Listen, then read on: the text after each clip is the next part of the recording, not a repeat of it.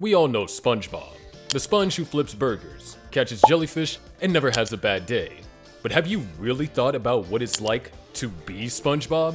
Because here's the thing, behind that goofy grin and pineapple house is a guy living through some of the most cursed working conditions, toxic friendships, and cartoon body horror ever put on television.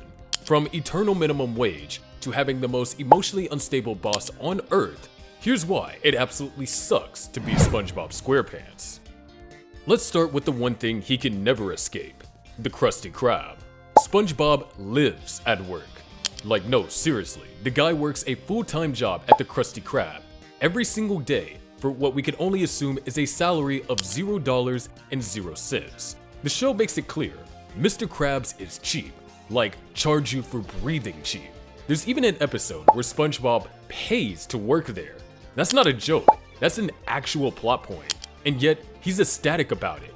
Every morning, he leaps out of bed to go flip burgers for a boss who hoards money like a dragon and treats labor laws like a myth. He doesn't get weekends, he doesn't get raises, he doesn't even get to leave early when the restaurant is literally on fire.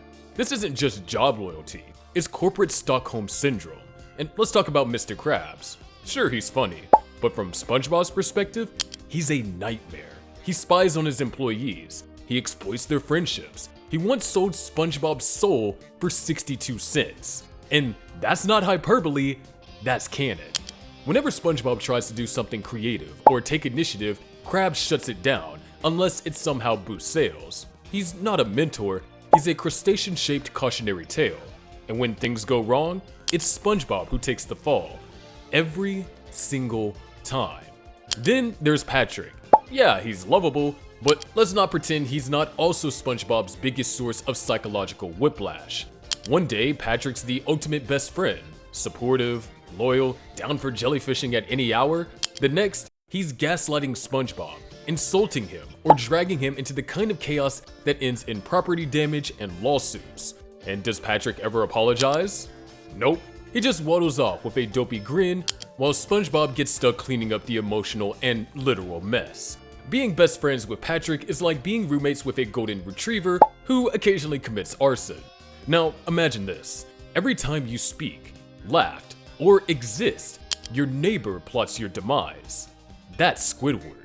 From the second SpongeBob moved into his pineapple house, Squidward has been actively, aggressively, audibly hating him. It's not just in a passive-aggressive way. We're talking restraining orders, sabotage, and monologues about how SpongeBob has ruined his life. But here's the catch. SpongeBob sees Squidward as a friend. He invites him over, he makes gifts, he goes out of his way to include him. It's like watching a golden retriever try to win over a cat with severe anxiety who also owns a shotgun. SpongeBob's whole life is emotional whiplash, from people who either ignore him, exploit him, or want him to vanish. And let's not skip over the body horror. SpongeBob is functionally immortal. He has been shattered into pieces, shredded into cubes, lit on fire, underwater mind you, dismembered, regrown and turned inside out, and used as a sponge, like a real cleaning sponge.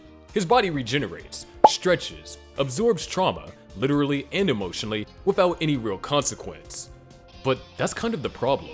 Because if nothing ever truly hurts him, the universe just keeps throwing worse things at him.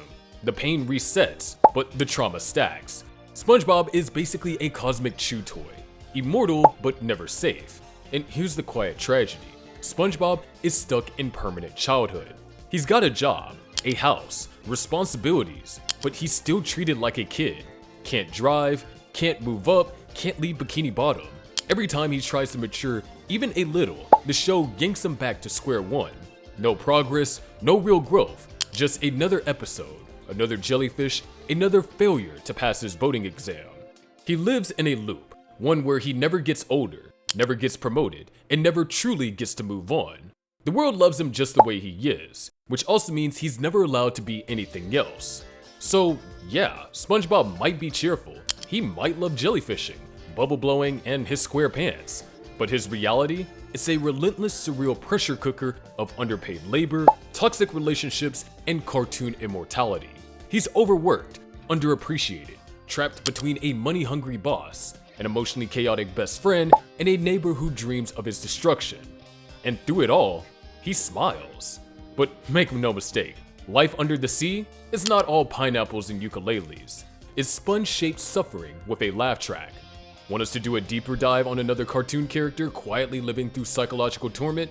Drop a name in the comments, and don't forget to subscribe before Squidward reports us to HR.